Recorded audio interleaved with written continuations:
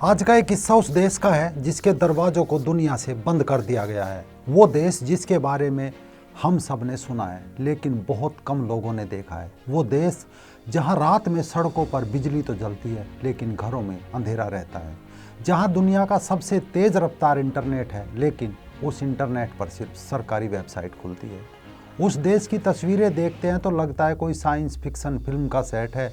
गगनचुंबी इमारतें, चौड़ी सुथरी सड़कें, रंग बिरंगे झंडे हैं, लेकिन लोगों के चेहरों पर एक ही भाव है, खालीपन का भाव। और उनके सीने पर एक ही बिल्ला है जिसमें उनके नेता की तस्वीर है। ये वो देश है जहां लोग भूखे सोते हैं लेकिन सेना के पास परमाणु बम है। जहां शासन है लेकिन 3 पीढ़ियों से एक ही परिवार राज कर रहा है और किसी ने उंगली तक नहीं उठाई। ये वो देश है जहां नेता को भगवान माना जाता है, उनके सामने सर झुकाया जाता है, लेकिन उस भगवान के भाई को कोई जहर देकर मार जाता है।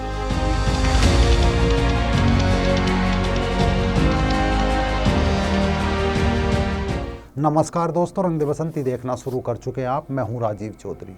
आज हम बात करेंगे उत्तर कोरिया की, लेकिन आज की कहानी उतनी सीधी नहीं है जितनी लगती है, क्योंकि जितना हम इस देश के बारे में जानते हैं उससे कहीं ज़्यादा हम नहीं जानते।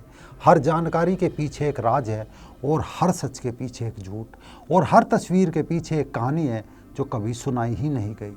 अभी कुछ हफ्ते पहले दक्षिण कोरिया की खुफिया एजेंसी ने एक ऐसा खुलासा किया जिसने दुनिया के सारे अनुमानों को ध्वस्त कर दिया।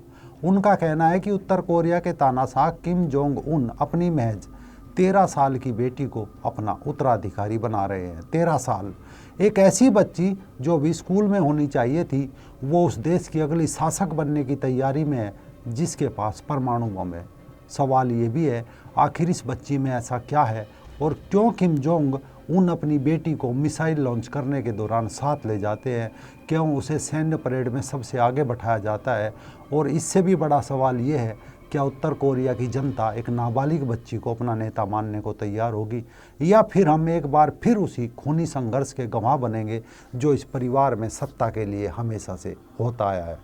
चलिए दोस्तों, आज की इस वीडियो में हम खोलेंगे उत्तर कोरिया के उन राजों का पिटारा जो आपने कभी नहीं सुने होंगे। तैयार हो जाइए एक ऐसे सफ़र के लिए जहां हकीकत और कल्पना के बीच की रेखा मिट जाती है, जहां मिथक असली लगते हैं और असलियत एक मिथक। ये कहानी केवल किम राजवंश की नहीं है, ये खून, रहस्य और सत्ता की कहानी है। इस कहानी की शुरुआत होती है 1950 के दशक में।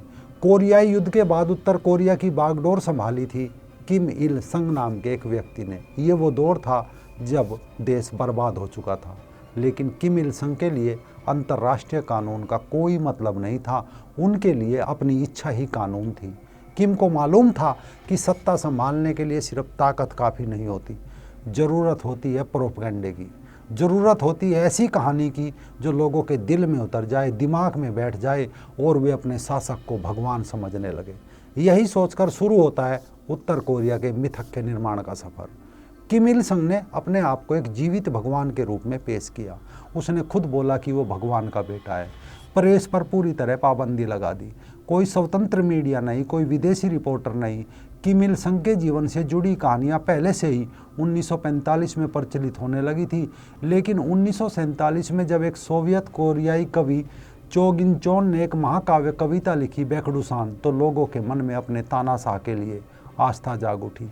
ये कविता नहीं थी, मानो कोई पौराणिक गाथा हो। इस कविता में पहली बार वहाँ के पवित्र बेकडू पर्वत को किम परिवार से जोड़ा गया। ये पर्वत कोरियाई लोगों के लिए पवित्र है। मान्यता है कि यहीं पर कोरियाई राष्ट्र के संस्थापक डागुन का जन्म हुआ। कविता में किल इन संग को बेकडू का पुत्र बताया गया, जो बारिश, बर्फीले तूफान, आसमान से बरसती आग के गोले झेल ले, और इसी तरह उत्तर कोरिया के मिथक की निर्माण की नींव पड़ी। लोगों ने भी किम इल संग को अपना भगवान मान लिया। उनका हर फैसला उत्तर कोरिया के लिए भगवान का आदेश बन गया, चाहे वो दया का हो या आम लोगों पर अत्याचार का। एक तानाशाह यानी उनका भगवान बन गया। किम इल संग को अपने आखिरी दिनों में एक जुनून सवार हो गया, परमाणु हथियार बनाने का। उनका मानना था कि अमेरिका और उसके सहयोगियों से बचने का एक ही रास्ता है। 1994 में जब उनकी मौत हुई तो उन्होंने अपने पीछे एक ऐसा देश छोड़ा जहां अकाल पड़ते थे, भूखमरी थी, लेकिन बंदूकों की कोई कमी नहीं थी। किम इल संग के बाद सत्ता में आए उनके बेटे किम जोंग इल। अब ये शख्स और भी दिलचस्प बना। और इससे ज़्यादा दिलचस्प बनी वो कहानियाँ जो इनके बारे में फैलाई गई। उत्तर कोरिया की सरकारी मीडिया के अनुसार किम जोंग इल का जन्म 1942 में बैकडू पर्वत पर हुआ था, जो अपने पिता की तरह ही एक अवतार थे। भगवान की अनोखी शक्तियों के मालिक थे और अपनी पिता की तरह अवतार भी, लेकिन असलियत कुछ और थी। दरअसल उनका जन्म रूस के एक छोटे से गांव व्यास्तकोय में हुआ था, वो भी 1941 में, जहां उनके पिता निर्वासित जीवन जी रहे थे। लेकिन उत्तर कोरिया की जनता को यह बताया गया कि उनका जन्म सबसे पवित्र पर्वत पर हुआ था। प्रचार तंत्र ने ऐसा माहौल बना दिया, लोगों को यकीन हो गया कि जब किम जोंग इल का जन्म हुआ तो आसमान में 2 इंद्रधनुष निकल आए, ग्लेशियर फट गया, एक नया तारा दिखाई दिया और सर्दियाँ तुरंत बसंत में बदल गई। यहाँ तक कहा कि उसने 3 हफ्ते की उम्र में चलना शुरू कर दिया था और 8 हफ्ते में बोलना। अब ये किम जोंग इल बचपन से फिल्मों के दीवाने थे। उन्हें लगता था फिल्मों से लोगों की सोच को आसानी से कंट्रोल किया जा सकता है। वो खुद फिल्म डिवीज़न के डायरेक्टर बन गए और उत्तर कोरिया में हर साल 60 फिल्में बनने लगी। लेकिन फिल्मों में उन्हें मज़ा नहीं आ रहा था। कोई बेहतरीन फिल्म डायरेक्टर की उन्हें तलाश थी, लेकिन देश में किसी बाहरी डायरेक्टर को घुसने नहीं देना था। तो दक्षिण कोरिया के एक मशहूर फिल्म डायरेक्टर शिन सेक ओक और उनकी पत्नी को अगवा कर लिया। 8 साल तक उनसे अपने लिए प्रचार की फिल्में बनवाई। इन फिल्मों में किम जोंग इल के बारे में कुछ और भी अद्भुत दावे किए गए, जैसे गोल्फ खेल का सबसे बड़ा स्कोर किम जोंग इल के नाम है, लेकिन उन्होंने स्कोर बनाकर तुरंत खेल से संन्यास ले लिया था। बर्गर और बुरीटो के आविष्कारक किम जोंग इल है, बुरीटो भी उन्होंने ही आज़ाद किया। अगर खाने की बात करें तो बताया जाता था कि वो दिन में सिर्फ 1 कटोरी चावल खाते हैं। यहाँ तक कि किम को सोच या पेशाब की ज़रूरत नहीं पड़ती, क्योंकि वो तो भगवान है। यानी इन सब के पीछे गंभीर मकसद था उत्तर कोरिया में लोगों को बहकाना, और उत्तर कोरिया में यही हुआ। वो लोग किम जोंग इल को भी सचमुच में ही अपना भगवान मानने लगे। अगर असल ज़िंदगी की बात करें तो असलियत में वो इम्पोर्टेड कैवियार, फ्रेंच ब्रांडी और ताज़े झींगे खाते थे, जो हवाई जहाज़ से विदेशों से मंगाए जाते थे। किम जोंग इल का कद छोटा था, महज 5 फुट 3 इंच, लेकिन वो हमेशा हाई हील वाले जूते पहनते थे। अपने अंगरक्षकों में भी उन्हीं को रखते थे जो उनसे कद में छोटे हो, ताकि वो लंबे दिखे। यही नहीं, उसने दुनिया के साथ एक खेल खेला। कभी मिसाइल का परीक्षण करके तनाव बढ़ाता, कभी बातचीत करके उसे कम कर देता। 1983 में रंगून धमाका हो या 1987 में दक्षिण कोरियाई विमान का धमाका, इन सब के पीछे किम जोंग इल का ही हाथ बताया जाता है। जब 2008 में वो बीमार पड़े और 2011 में उनकी मौत हुई तो दुनिया को उम्मीद थी कि अब कोरिया में बदलाव आएगा। लेकिन 2011 में सत्ता में आए उनके बेटे किम जोंग उन, उनके बारे में भी ऐसी ही कहानियाँ बनाई गई कि वो 3 साल की उम्र में कार चलाने लगे थे, 6 साल में जंगली घोड़ों पर सवारी करते थे, 9 साल में दुनिया की सबसे बड़ी नौका दौड़ जीत ली थी। लेकिन पिता की तरह ही किम जोंग उन ने भी सेना और परमाणु कार्यक्रम को प्राथमिकता दी, और उनके आते ही किम परिवार के अंदर वो खूनी खेल शुरू हुआ जो इस राजवंश की पहचान थी। सबसे पहले नंबर लगाया अपने चाचा जोंग सोंग था एक का। ये वो शख्स था जिसने किम जोंग उन को सत्ता संभालने में मदद की थी। उनके गुरु भी थे, लेकिन 2013 में उन पे पार्टी विरोधी और क्रांतिकारी विरोधी गतिविधियों का आरोप लगाकर मौत दी। अफवाह तो यहाँ तक है कि उसे भूखे कुत्तों के सामने फेंक दिया गया। फिर कहानी आती है किम जोंग उन के सौतेले भाई किम जोंग नाम की। ये कभी सत्ता का उत्तराधिकारी हुआ करता था। किम जोंग इल के सबसे बड़े बेटे थे, यानी उनकी दूसरी पत्नी से थे, लेकिन परिवार में सबसे बड़े थे तो परंपरागत कन्फ्यूशियस मूल्यों के अनुसार सबसे बड़ा बेटा ही सिंहासन का अगला उत्तराधिकारी होता है। लेकिन गद्दी तो दूर की बात, 2001 में वो जापान में फर्जी पासपोर्ट के साथ पकड़े गए। कहा जाता है वे अपने परिवार को टोक्यो डिज्नीलैंड घुमाने ले जा रहे थे। इसके बाद वे कभी उत्तराधिकारी की दौड़ में नहीं रहे। लेकिन फिर 2017 में मलेशिया के कुआलालंपुर हवाई अड्डे पर एक घटना घटी। 2 महिलाओं ने अचानक उनके चेहरे पर कुछ लगा दिया।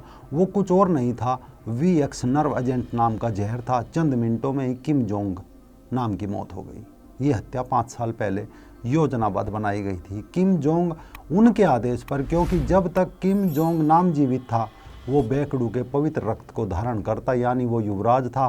कहा जाता है किम जोंग नाम ने अपने भाई को एक पत्र लिखकर अपनी जान की भीख भी मांगी थी। कहा था उसे सत्ता नहीं चाहिए, लेकिन कोई फ़ायदा नहीं हुआ।